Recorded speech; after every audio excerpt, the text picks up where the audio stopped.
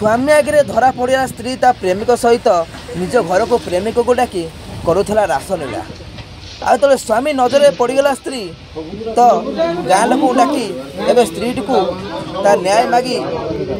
न्याय अनुसार स्त्री को कहला तुम पाखु चली जा आ तो प्रेमिका को बाह आ सतर मो शंखा सिंदूर लिभे दे मो शंखा मत दे हाँ आज्ञा एभलिया स्वामी भाग्य थे मिले देखा सामने स्वामी स्त्री शंखा को धरुची जोटी गोटे स्त्री पर पुरुष देखिले कि कथा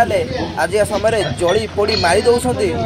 जीवन हत्या कर दौरान स्त्री को स्वामी ना स्त्री को बाड़ेला ना किसी कहला डायरेक्ट से ही प्रेमिक को अटकई प्रेमिक को कहला ता हाथ सिंदूर पिंध आ प्रेमिक जनक पर स्त्री को सिंदूर देला बाहागर कर पड़ा घर विदा करदेला। हाँ आज्ञा स्वामी जनक ठीक कला ना नाई निज स्त्री को तारी प्रेमिक सहित गाँव में लोक गाँव बाहागर कर भल करना ना आप निश्चित कमेंट माध्यम कहे आउ कि खराब स्वामी होते आज स्त्री वंचित अवस्था जीवित अवस्था ए गाँव में न था स्वामी निश्चिंत